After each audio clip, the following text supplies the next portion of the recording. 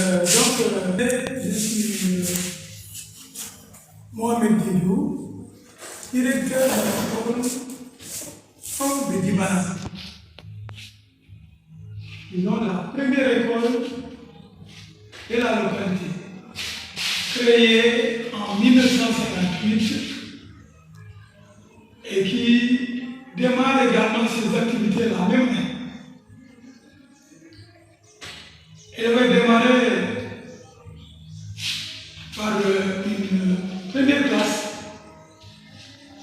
qui était dans un site qui, d'après l'histoire, ce site se trouve à côté de là où se trouve aujourd'hui la grande mosquée. C'est là où a démarré donc la première classe de l'école 1, qui plus tard avait trouvé un autre site là où se trouvent actuellement les locaux de l'école. Une classe, elle est passée à 6, puis aujourd'hui, à partir de 2009, à 12 classes. Monsieur Mansavé, bon, pour le plaisir de m'avoir invité à cette interview. Bon, je m'appelle Aristide Diata, représentant du directeur de l'école de Dibana. C'est une école qui a été créée en 2019, qui a démarré avec 2 cours, dont je suis le premier enseignant. Depuis l'année scolaire 2022-2023, nous sommes démarrés avec un effectif moins, mais à présent, actuellement, nous sommes en effectif bien pour costaud, 200 et quelques élèves, avec 5 cours. Moi, c'est Souley Sadio, directeur de l'école 2 de Dibana. Je suis directeur à l'école 2 de Dibana depuis octobre 2021. L'école Dibana 2 compte 12 cours depuis l'année 2016-2017. C'est une école qui a été créée en octobre 2004 par le premier enseignant s'appelle Bour Sadio et ça a commencé à fonctionner aussi en 2004. Présentement, l'école est à 12 cours, mais avec 10 classes construites et 2 abris. Bien, donc, avant de répondre à votre question, je voudrais donc un peu revenir sur la présentation de l'école pour un peu rappeler, pour certains qui l'ont oublié et qui sont du Dibana, ou pour apprendre encore à ceux-là qui auront l'occasion, n'est-ce pas, de suivre cette émission, n'est-ce pas, continuer un peu la présentation de l'école. Moi, directeur de l'école, arrivé en octobre 2010, j'ai trouvé une école, n'est-ce pas, avec 12 classes, n'est-ce pas, pédagogiques, mais il y avait donc 9 locaux construits qui abritaient donc 9 classes pédagogiques. Parmi les 9, il y a seulement 2 construits par la collectivité locale, le reste par l'État et peut-être avec ses partenaires. En octobre 2018, je disais avec l'abnégation de l'équipe du CGE dirigée par Lamine Koura Sadio, l'équipe pédagogique est un partenaire. 2 autres locaux ont été réfectionnés. Ils portent donc les salles de classe physiques à 11 aujourd'hui. Mais l'école, qui est la première de la localité, abrite encore encore un abri provisoire. Vraiment, ce que nous demandons aux populations, à la collectivité locale, à tous ceux qui peuvent intervenir pour éradiquer les abris provisoires dans Djibana, en particulier à l'école 1 de Djibana. Nous le sollicitons vraiment leur participation, n'est-ce pas, à l'éradication de l'abri provisoire à l'école 1 de Djibana.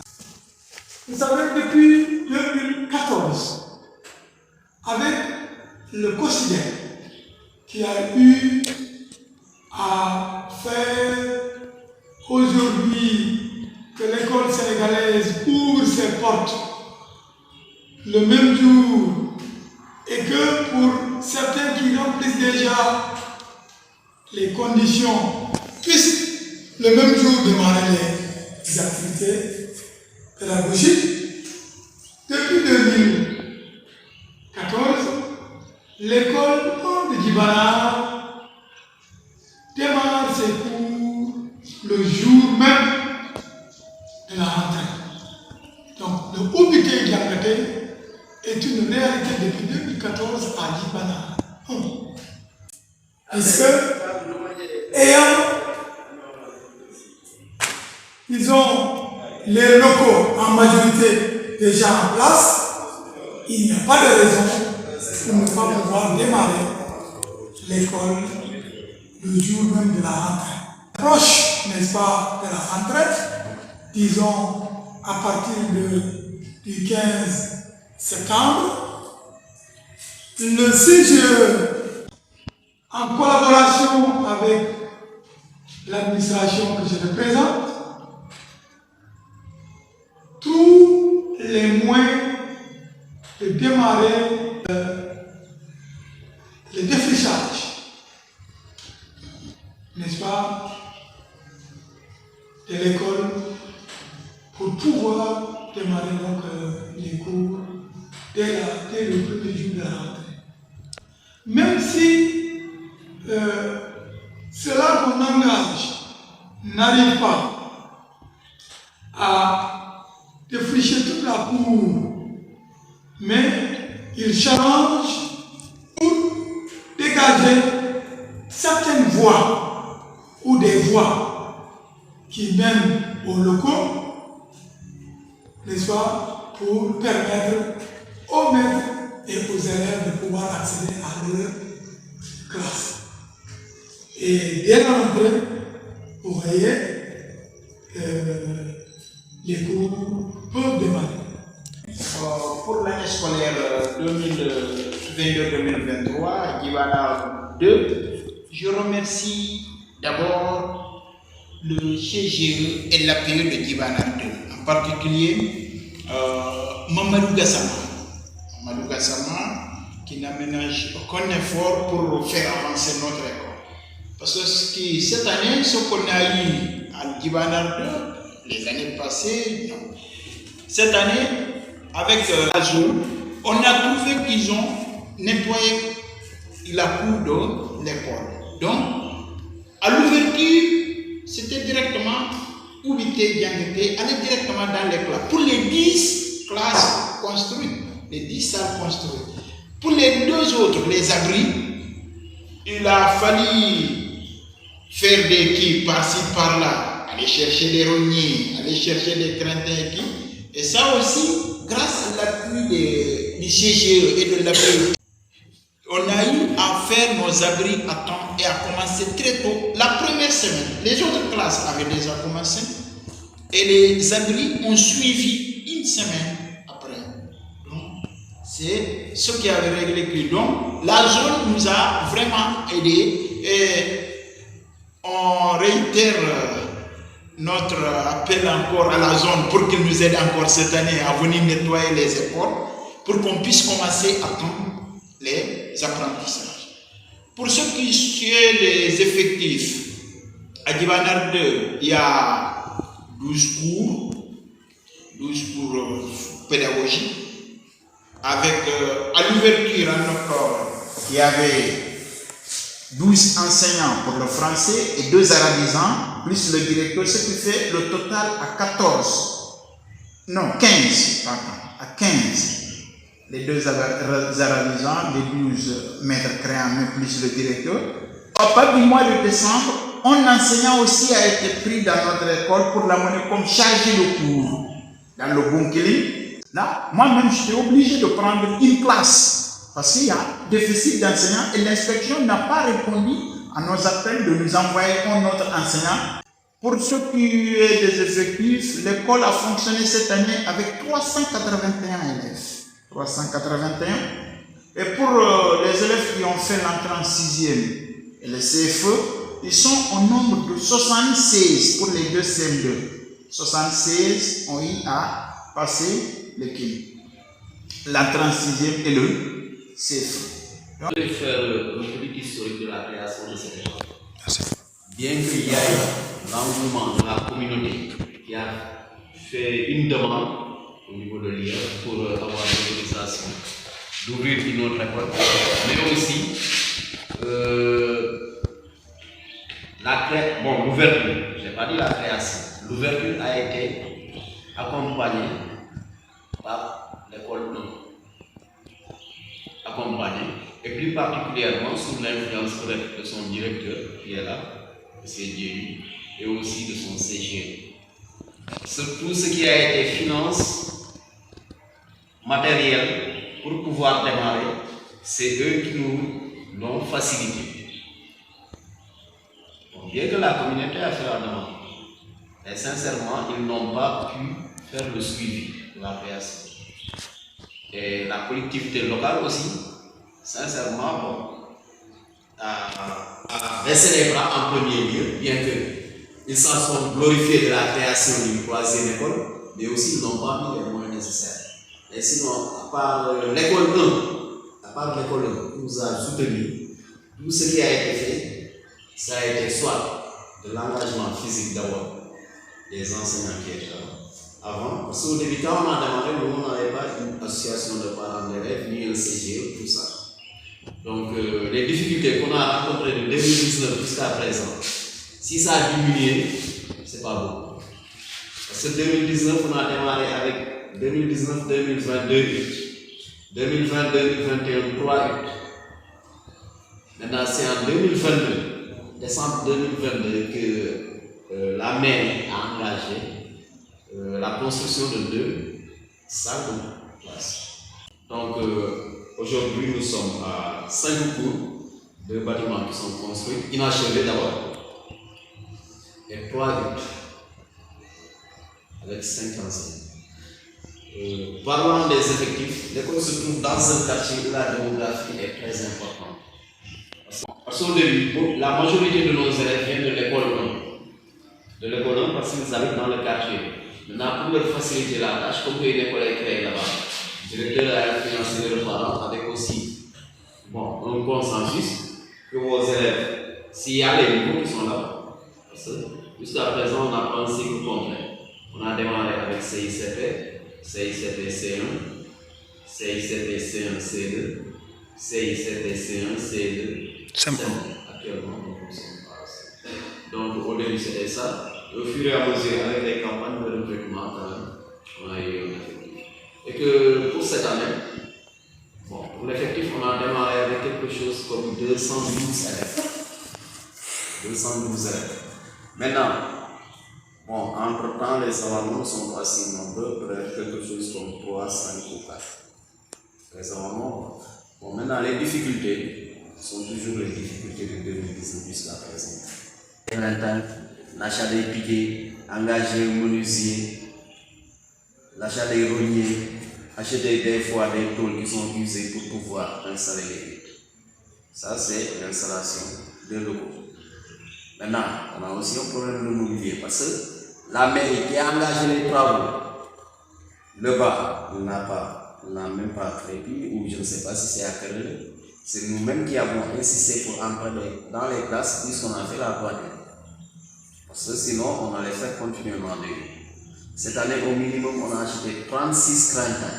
Au minimum. Et que les fonds qui ont été alloués aux écoles par l'État, bon, ça a été arrêté depuis quelques années, donc nous comptons sur les inscriptions. Et des fois même nos dépenses sont plus costauds que ce que les gosses ont payé. Parce qu'il faut y calculer que notre enfant, c'est pratiquement le personnel qui est obligé des fois de donner de son propre argent, qui ne sera jamais remboursé, pour pouvoir terminer certains lots. Dernièrement, pour enlever les lots, parce que chaque année, on installe, à la fin de l'année, on les enlève. Pour enlever les lots, ça, il n'y avait plus de l'argent pour payer le menuisier qui va l'enlever. C'est le directeur, et bref, nous, le personnel, qui avons mis les mains à la poche pour pouvoir payer les menuisiers. Médiatini, qui nous reçoit aujourd'hui par rapport, n'est-ce pas, une fois encore à l'éducation au niveau de l'élémentaire à Kimana. Je disais au dernier propos que nous avions un effectif 2022-2023 de 557 élèves. 557 élèves. Et l'effectif en début d'année scolaire. Il y a dit qu'au cours de l'année, n'est-ce pas, il peut y avoir des situations comme l'a souligné tantôt M. Diata. Mais pour nous, Dieu merci, il n'y a pas eu d'abandon. Il n'y a pas eu d'abandon sauf vers la fin de l'année où il y a eu un déplacement de parents qui a occasionné, n'est-ce pas, des abandons. Donc des parents qui se sont déplacés, qui ont quitté la localité et qui se sont déplacés ailleurs et qui, donc, dans le déplacement, ont entraîné les enfants. Ce qu'on a constaté. Il y a eu un garçon et une fille. Un garçon et une fille. Donc, je disais, depuis octobre, les cours avaient bien démarré. La chance que l'école avait pour l'année scolaire en cours, n'est-ce pas, qui a démarré depuis 2022, en octobre 2022, il n'y a pas eu de départ. Il n'y avait pas eu de départ l'année précédente.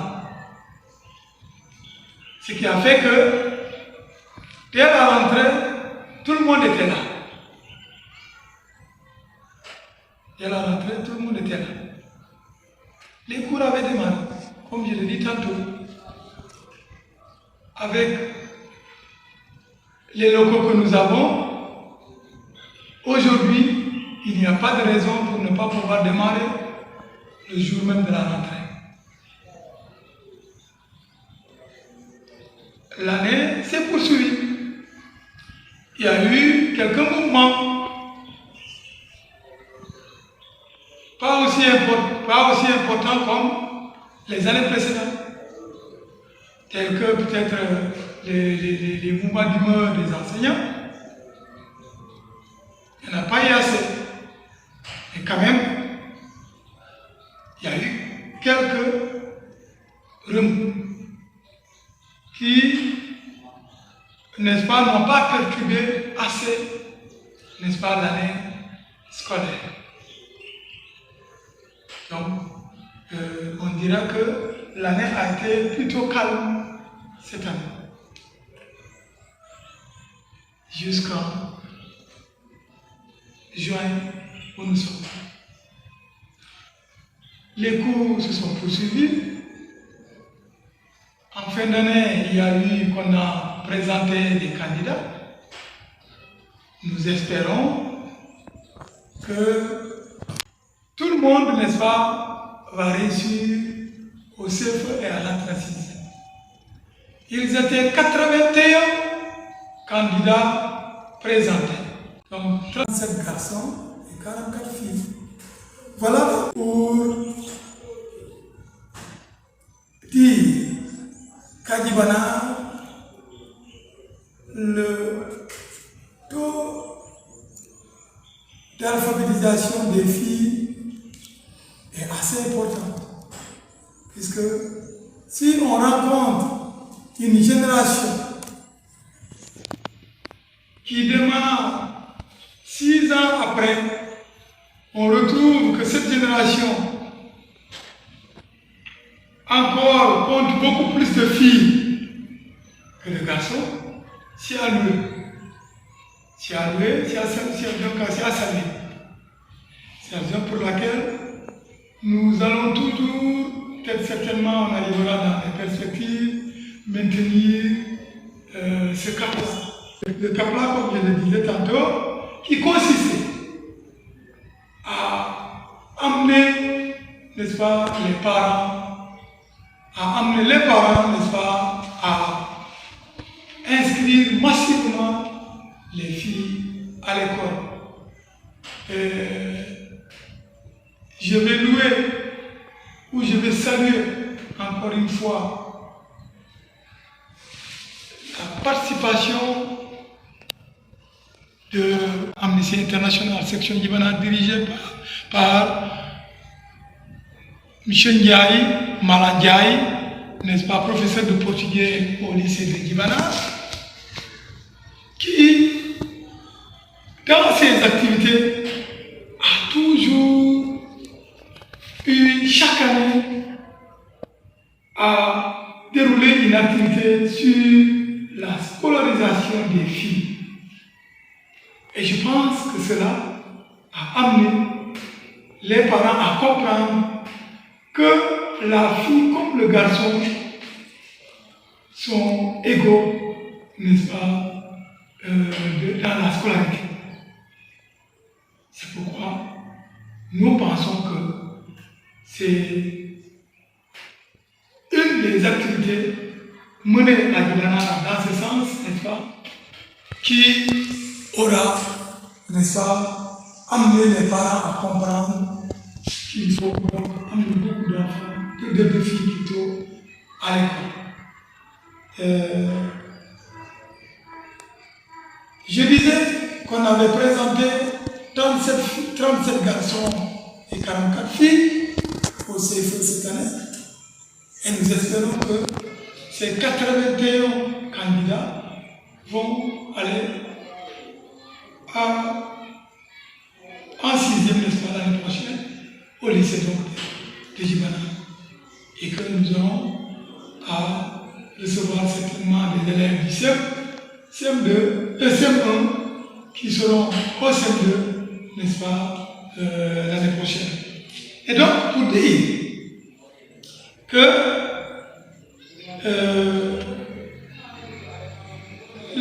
depuis les années précédentes, depuis disons 2011, 2012, 2013, 2014, le taux de réussite n'a jamais baissé au CFE comme à l'entrée en sixième. La raison, comme je l'ai dit tantôt, c'est la rentrée des classes dès octobre, la reprise des cours effectifs dès octobre. Et quand il y a perturbation, l'année où il y a perturbation, nous nous organisons au niveau interne pour arriver à maximiser le temps temporaire au niveau des classes du CM2 qui constitue, n'est-ce pas, là-bas, un miroir à la fin de l'année. Parce que c'est sur ça qu'on vise, que les gens regardent pour dire qu'il y a que l'école a travaillé ou non, à travers les résultats.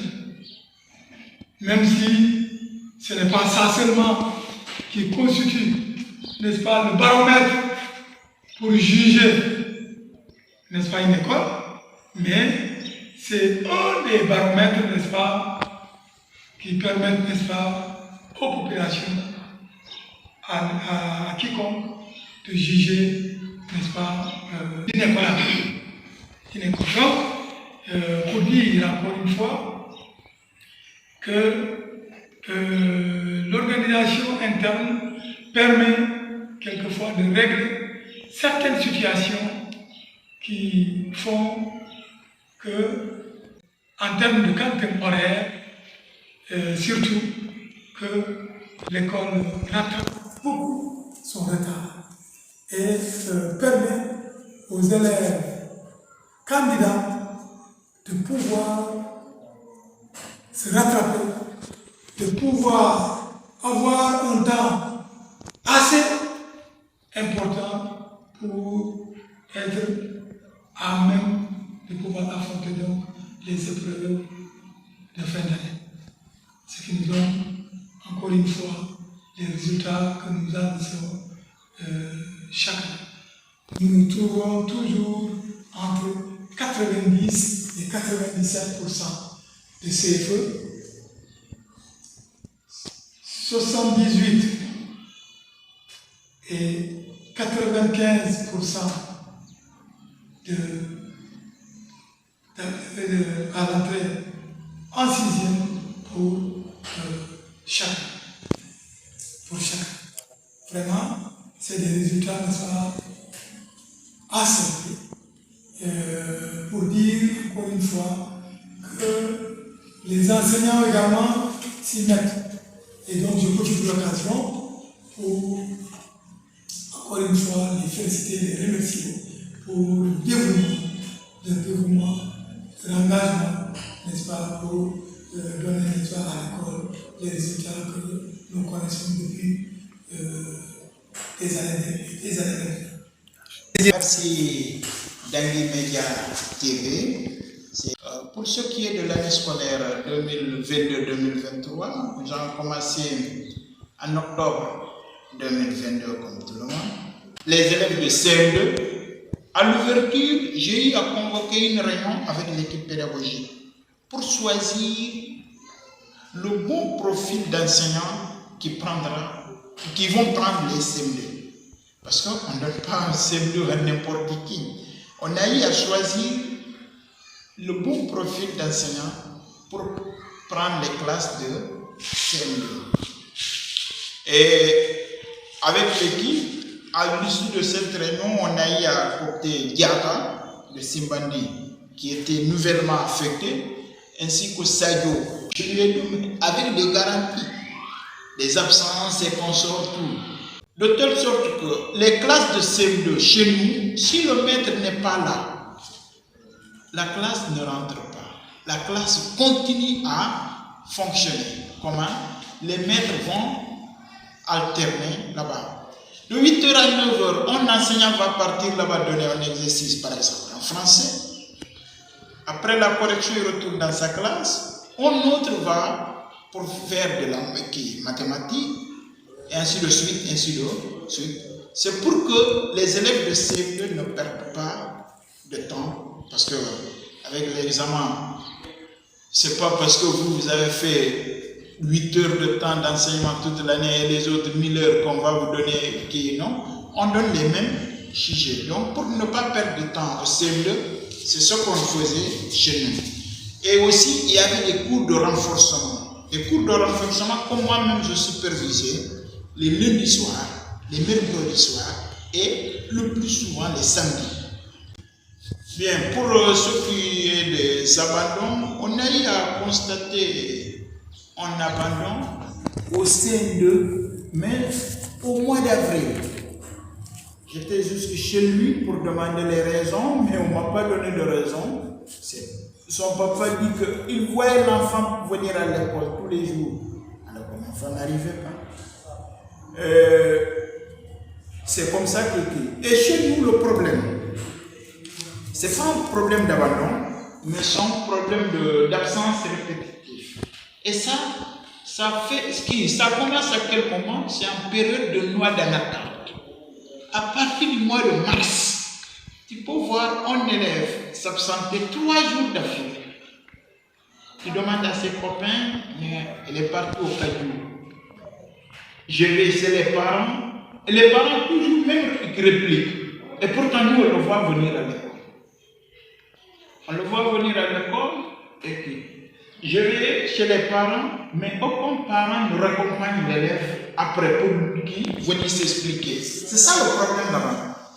Quand le directeur se déplace pour te dire que ton fils fait qui absence répétitive, le jour que l'élève revient à l'école, il faut raccompagner l'élève pour s'expliquer avec le directeur et avec son maître. Mais c'est ce qui ne se fait pas chez nous. L'élève peut s'absenter pour 3 jours, tu vas voir ses parents. Et après, le jour que l'élève revient à l'école, il revient seul. Tu le renvoies, tu lui dis va appeler ton père. Le parent ne vient pas. On ne peut pas continuer à le renvoyer, continuer le voir. Finalement, on l'accepte, mais les absences, c'est comme ça. Ça se fait toujours en période de cadeau. Pour ceux qui sont des candidats, j'ai eu à le dire dernièrement, on a eu à présenter 76 candidats. Et les 76, nous les souhaitons qu'ils réussissent à l'examen du CFE et au concours d'entrée en 6e. Depuis mon arrivée là-bas en octobre 2016, les taux de réussite au CFE tournent entre 60 et 70. Excepté l'année 2020, l'année Corona, où on a eu un taux de réussite au CFE de 95%. Mais sinon, les effectifs, le taux tournait entre 60 et 62. Et à l'entrée en 6e, ça va entre 75 et 80. Ce n'est que l'année passée où le taux a vraiment baissé chez nous. Ça, il faut le signaler. L'année passée, le taux de réussite chez nous, qui est souvent entre 60 et 70, se retrouve à 52% de réussite. Au CFE, 52%. Ça va? Parce qu'après, à l'ouverture, on a eu à tenir une réunion pour situer les responsabilités et pallier à ça. Et le taux de l'entrée en 6e était à 67%. C'était trop bas par rapport aux années précédentes. Parce que c'est ça qui chez nous. Les vraies raisons, on a eu à qui? Est-ce que c'est des enseignants ou c'est les élèves qui? Mais là, les responsabilités sont partagées. Il y a les enseignants, il y a les parents, il y a les élèves. Et les parents manquent de suivi. Surtout parce que chaque fois on dit ça aux parents, il faut pousser les élèves à apprendre. Mais chez nous, les élèves apprendre, je crois qu'il y a beaucoup d'élèves parmi eux, ils n'ouvrent le cahier qu'à l'école. Après l'école, pour ouvrir le cahier, c'est jusqu'au lendemain, à l'école encore. Parce que si tu poses des questions, par exemple, donner un exercice à faire à la maison, un élève qui revient avec le cahier comme ça, l'exercice non fait, ça montre vraiment qu'il n'ouvre jamais le cahier à la maison. Dans les médias TV. Bon, c'est-à-dire que ce sont des difficultés qui sont partout dans tous les établissements, que ce soit l'élémentaire ou le secondaire, et même dans d'autres niveaux plus élevés. Maintenant, chacun peut être à sa manière, sinon il y a une hiérarchie, comment gérer ces problèmes. Maintenant, socialement, peut-être chacun peut avoir sa stratégie de gérer. Bon, moi aussi, à mes débuts, la chance que j'ai eue, moi j'étais affecté ici à l'école 1. À l'école 1, j'ai fait ici 2 ans. 2 ans ici, avant que je n'aille à l'école 3 en 2019-2020. Donc, beaucoup d'élèves qui m'ont retrouvé à l'école 3 sont des élèves. Il y a d'autres que j'avais, il y a d'autres avec lesquels j'étais familier. Il y a d'autres même que j'ai enseigné ici avant qu'ils ne me retrouvent à l'école 3.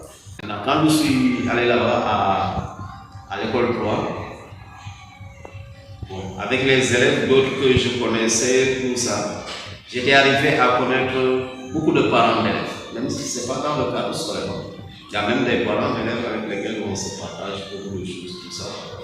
Bon, nous, en matière d'absence, au début, c'était très compliqué, parce qu'on avait des effectifs tellement pléthoriques que des fois, maintenant le problème en est, les enfants, des fois, ils sont absents 1 jour, 2 jours.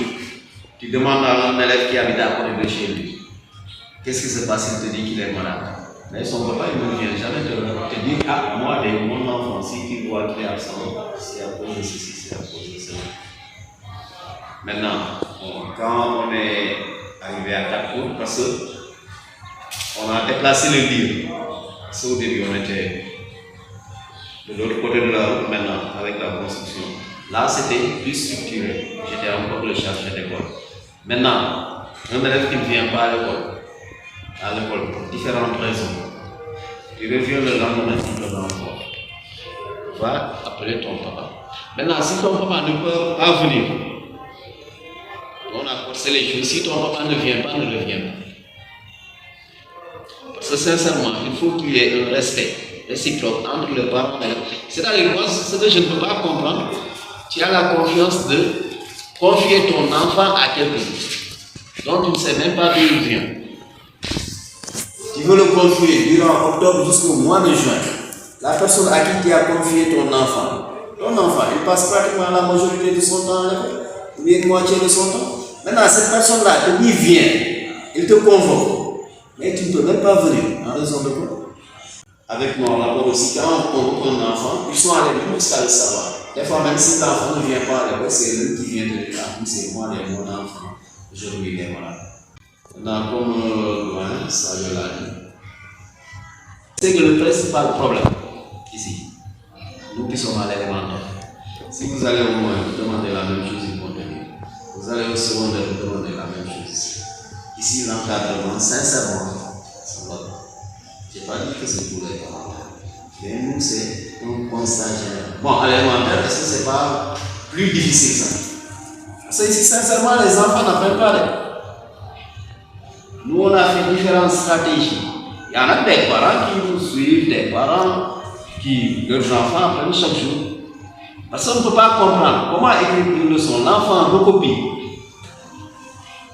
La leçon, peut-être, vous l'avez recopiée comme peut-être hier, c'est le lundi. Le vendredi, vous l'avez. Récitez d'abord la leçon. Mais ici, c'est ça le problème. Hein? L'encadrement, les enfants, majoritairement, ça n'apprend pas. Que ce soit à l'élémentaire, au moins, au secondaire. Oui. Parce que nous faisons les examens, nous qui sommes ici. On sait ce qui se passe. Les gosses là n'apprennent pas. Ça, c'est un constat général. Maintenant, là, c'est la responsabilité de tout un chacun. Mais l'enseignant utilise diverses techniques, diverses méthodes pour amener l'enfant à apprendre. Et sincèrement, les parents, des fois, ils baissent les bras. 547. C'est pas beaucoup au village quoi. 547 ans. C'est pas beaucoup au niveau de l'école. 1138 environ au niveau de la localité, donc de Djibana. C'est beaucoup. Il va falloir, n'est-ce pas, créer des conditions d'accompagnement. Il va falloir créer des conditions d'accompagnement obligatoires. Et là, c'est d'abord les populations qui nous aident, mais aussi la collectivité locale qui est aujourd'hui donc la mairie qui nous accompagne dans ça. De pouvoir prendre tous ces élèves-là en charge en termes pédagogiques. Il faut donc un accompagnement matériel. Et cet accompagnement matériel vient des parents. Ce qui fait que dès la fin de l'année, vous verrez certains maîtres qui disent aux élèves, voilà ce que vous allez dire à vos parents de chercher pour l'année prochaine. Et pour quelquefois fois éviter que ce message-là n'arrive aux parents, nous profitons surtout souvent de la fin de l'année scolaire, quand il va falloir remettre les bulletins aux enfants, de le remettre uniquement qu'aux parents de l'enfant, pour que le maître, n'est-ce pas, lui dise ce que l'enfant a eu à faire durant l'année. Puisque tant qu'on ne fait pas ça, le maître a 1000 chances, je dis bien encore, je vais dire 1000 chances, de ne pas rencontrer le parent de l'élève là durant toute l'année. Durant toute l'année. Maintenant, nous profitons donc de ces occasions. Parce que si nous retenons le bulletin, l'enfant met la pression sur son parent pour qu'il vienne. C'est à ces occasions que nous profitons pour rencontrer les parents et leur dire ce que l'enfant fait au niveau de l'école. Mais sinon, à part cette occasion, vous n'avez pas l'occasion de rencontrer, n'est-ce pas, un parent. Et également, dans cet accompagnement, Dieu merci, vraiment à l'école 1, les 95%, n'est-ce pas, chacun participe, n'est-ce pas, à la prise en charge des activités donc, de l'école. Ce qui fait que si vous observez même l'environnement de l'école, vous allez vous rendre compte que cette participation arrive à entretenir les locaux, arrive, n'est-ce pas, à mettre un dispositif environnemental assez satisfaisant pour pouvoir, n'est-ce pas, permettre ou du moins créer un cadre vraiment adéquat d'études. C'est ce que nous faisons ici. Alors, à part maintenant la participation donc, des parents, il y a, qu'il faut le souligner, la participation, ou disons l'accompagnement de la collectivité, qui est donc la mairie. Il faut le reconnaître, ils le font, mais chaque année, nous crions haut et fort que c'est insuffisant. C'est insuffisant. Pour vous dire, nous, chaque année, nous donnons aux élèves une partie de ces matériels. Une partie des élèves également, on leur donne un autre matériel plutôt adapté à leur niveau. Je veux dire quoi? Par exemple, quand on a des cahiers de 200 pages, 200 pages, ça sert aux élèves de CM2 et de CM1, mais aussi, dans une autre mesure, les élèves de CE2. Mais ce que nous recevons n'arrive pas à couvrir ces effectifs-là. On est obligé de dire, mettons la priorité de ce matériel-là au CM2. Si le reste peut couvrir le besoin du CM1, on va au CM1. Sinon, si ça ne peut pas couvrir, on s'arrête seulement au CM2 pour, par exemple, des cahiers de 200 pages. Idem également pour les cahiers de 100 pages qui peuvent aller jusqu'au CE2. Mais si ça ne peut pas couvrir jusque-là, voilà, nous faisons ce système-là. Je me rappelle une année, on avait 144 élèves. On nous fournit 57 cahiers. Qu'est-ce qu'il faut faire avec ces cahiers? Il faut procéder comme ça pour arriver à couvrir tout le monde. Voilà. comment nous gérons, n'est-ce pas, ces effectifs-là. En termes de mobilier, ou de mobilier tel que les tableaux, c'est grâce à la participation des parents que nous arrivons soit à réparer ou à créer des tableaux.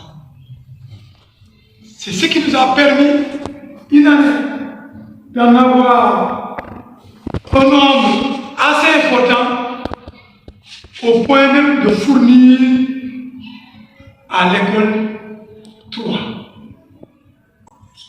Cette année, les effectifs ont pu être gérés en termes d'évaluation par l'accompagnement qu'ils nous ont fait à travers la dotation d'une machine à reprographie, une photocopieuse. Cela a tellement soulagé les écoles que les évaluations, n'est-ce pas, n'ont pas été un casse-tête pour les maîtres et en particulier les directeurs. Parce qu'avant, il fallait débourser soit 25 francs la page, alors que pour un cahier d'un élève de CI, pour une évaluation standardisée, vous avez minimum 3 pages. 3 pages à multiplier par, pour nous, ici, 91 élèves, ça donne combien? Fois 25. Mais ici, l'accompagnement donc de la municipalité a fait que les rangs de papier avec lesquels qu'ils ont accompagné, qu'ils ont donné donc aux écoles en termes d'accompagnement, ont permis, avec la photocopieuse, de pouvoir faire, n'est-ce pas, ces évaluations sans beaucoup de difficultés, ce qui a été vraiment une bonne chose qu'il faut saluer encore et dire encore une fois vraiment à la mairie merci pour cet accompagnement-là. Moi, j'ai commencé là où qui doit a terminé, c'est avec la municipalité, que je remercie vraiment, la municipalité de Guibana. Là, le problème que doyen a posé, on a eu à poser ça à la municipalité, comme quoi, par exemple, cette année, en fin d'année, la municipalité, avant de faire ses dépenses, pouvait convoquer les directeurs des écoles. Chaque école allait nous donner ses besoins. Un cahier de double ligne, de CI, de 48 pages, de 100 pages et de 200. Okay. C'est là où il y a toujours un problème. Okay. J'applaudis de demain la municipalité, mais là où le problème, là où le bas blesse, c'est le fait de ne pas associer les directeurs avant de faire les achats. Parce que chaque directeur connaît ses besoins dans son école. Si on associait les directeurs, il n'allait pas avoir de problème, sinon chacun allait donner ses quêtes. Par exemple, si sur ce qu'il a dit, vous dites une école de 12 classes et vous donnez tant, les écoles n'ont pas les mêmes effectifs. Vous avez vu, lui, il a 547 élèves et moi j'ai 381. Alors, c'est des écoles de 12 classes, les deux. Si vous donnez les mêmes fournitures, moi je vais applaudir, mais lui il se réalise.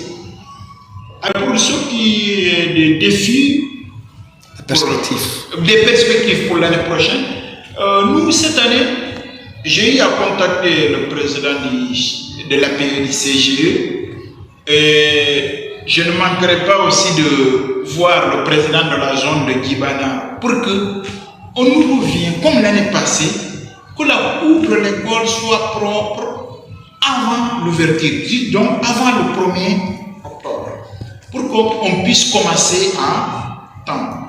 Nous, notre problème là-bas aussi, c'est l'abri provisoire.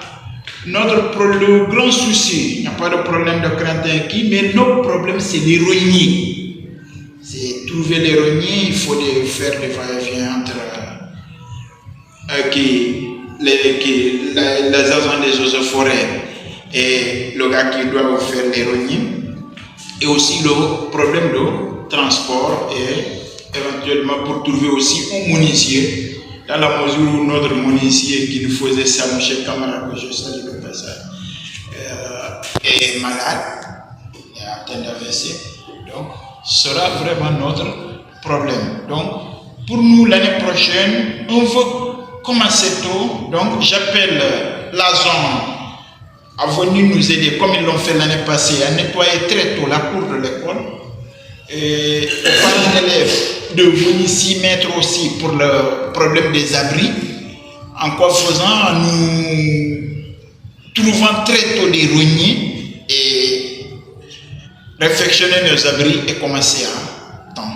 Mais notre gros problème à l'école là-bas, c'est la clôture. À l'école 2, tout le problème, c'est la clôture. Pour ceux qui connaissent l'école, si vous voyez ce qui se fait là-bas tous les jours, c'est pas bon. Donc on a besoin vraiment de la clôture. Parce que l'école, c'est une route. Les motos passent à tout moment, les voitures guinéennes, les animaux aussi. C'est ça nos perspectives. Si la municipalité pourrait nous aider avec la clôture, comme ils me l'ont promis pendant les examens, parce que quand j'étais passé là-bas, ils m'ont dit priorité pour vous l'année prochaine, ce sera clôturé. J'avais appelé, mais attendons de voir. Vraiment, on veut vraiment une clôture à l'école. Notre perspective cette année, c'est comme que cette année, on va passer à une classe de 5. Améliorer le niveau et maintenir le niveau des élèves. Et aussi, à y mettre un peu plus de rigueur, un peu, la rigueur a toujours été, a toujours été, et aussi un peu plus sensibiliser les parents par rapport à ça, parce que ça sera aussi notre priorité. Deuxièmement, c'est réduire les abris provisoires. Je ne sais pas par quelle manière on va passer, mais ce que je sais, on a déposé une demande d'extension pour passer à 6. L'IFA dit tant que la mairie et la communauté n'est pas capable de faire une lutte améliorée, on ne signera pas. À l'école 3, les 15 tables, ça appartient à l'école 2, École 3, à l'école 1, les 15 autres qui restent. Bref, l'école 2 nous a passé 10 carcasses ou bien 7 carcasses, on a cherché des planchons. Et ce qui reste, on a amené ça au niveau peut-être du CEM. Parce que quand on a créé le lycée, on n'a jamais pris quelque chose là-bas. On ne les a jamais soumis ça. Sinon, en dehors de ça, les 40 qui restent, c'est nous, quelques parents d'élèves qui ont cotisé, les parents d'élèves, qui avons acheté des planches, cherché des carcasses un peu partout. Chercher un menuisier qui nous fasse. Les dernières carcasses qu'on a pris, on les a pris à Tchad. À Tchad cette année. Nous avons déposé au niveau des eaux et forêts. Ils nous ont donné quelque chose comme 7 ou 8 planches. Donc vous croyez que ça c'est sérieux? Donc ça aussi, ça fait partie de notre perspective. On ne sait pas comment y arriver, là, mais on fera tout pour au moins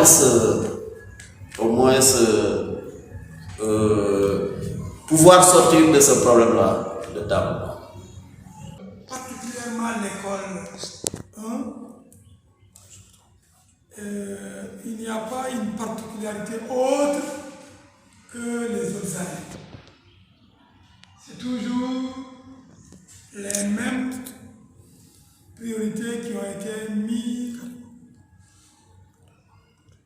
en avant pour arriver à entamer immédiatement dès la rentrée de l'année scolaire.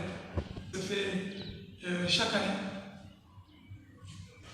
de déblayer, n'est-ce pas, des voies d'accès aux classes de remettre en place certains tableaux, dont une boîte de vis a été déjà payée, qui est là. Dès la première semaine de préparation pour la rentrée, on va engager, n'est-ce pas, un menuisier pour nous refaire certains dessus de tableaux qui sont détachés, n'est-ce pas, du cadre. Et je me suis vu avec celui qui nous fait de la peinture. Mais dans la peinture sur les tableaux. Dans la dernière rencontre avec l'équipe, les classes, pour certains qui ont été déjà ciblés, il y a des tableaux à refaire. Certains vont être couverts de mastic pour remblayer les petits trous qui sont créés ou quelques affectements de ciment avant, n'est-ce pas, de passer une couche de peinture. Ensuite, nous avons demandé, toujours dans la dernière rencontre avec l'équipe, de demander au CGE de trouver un carton de rame pour juste démarrer, puisque nous avons prévu, si c'est possible, s'il n'y a pas de perturbation juste au début, de faire ce qu'on appelle une évaluation de certains élèves, surtout au niveau du CM1. Et donc, comme on n'a plus de rame de papier pour la photocopie, nous avons demandé à ce qu'ils nous trouvent ça pour arriver à faire ça et éventuellement jauger le niveau de ces élèves-là à la fin des vacances. Et pouvoir faire un ciblage correct des activités à mener dès les premières semaines, n'est-ce pas, d'enseignement. Ensuite, dans ce qu'on avait suggéré, ça c'est des situations qu'on a faites, s'il y a possibilité, comme les jeunes ou les étudiants de Dibana le font chaque année, nous le suggérons de le faire, de faire des cours de vacances. Cela permet aux enfants d'être toujours en contact avec le cahier ou d'avoir encore l'esprit studieux. Sinon, ils vont tout perdre, ils vont tout oublier. À la fin des vacances, rien ne restera en eux. Quand ils vont entrer en classe, ils seront comme des gens qui n'ont rien laissé dans la tête et ce sera très compliqué, n'est-ce pas, de pouvoir démarrer dans ces conditions une bonne année scolaire. Donc, en perspective, voilà ce que nous prévoyons, n'est-ce pas, pour la rentrée prochaine, en attendant maintenant de voir par rapport au mouvement des enseignants prochains, ce que ça va donner, puisque aujourd'hui, tout le monde déjà connaît la classe qu'il tiendra l'année prochaine. Maintenant, pour ceux qui vont bouger, il va falloir faire des réaménagements. Dans cette perspective-là, j'ai dit que, connaissant ceux qui ont demandé à partir, s'ils s'en vont, en tout cas tel et tel, préparez-vous à assurer, n'est-ce pas, la classe telle, la classe telle, la classe telle. Donc, c'est un peu dans cet esprit que nous avons donc quitté l'école pour des vacances en souhaitant, n'est-ce pas, à tout le monde de bonnes vacances, en paix, surtout en santé, pour que l'année prochaine, que tout le monde se retrouve ici et pouvoir démarrer l'année comme il a été toujours été depuis 2014. Merci. Bon, je tiens à remercier Dengui Media TV qui nous a permis de donner les problèmes que souffrent nos écoles et qui, donc, pour ce qu'a dit Douane, moi je demanderai aux étudiants de Djibana en vacances de nous aider à organiser des cours de vacances ici à Djibana pour permettre aux élèves d'apprendre et de continuer à être en contact avec les cahiers et les livres pour qu'ils nous reviennent au mois d'octobre avec les têtes bien pleines et bien prêtes pour entamer l'année scolaire 2023-2024.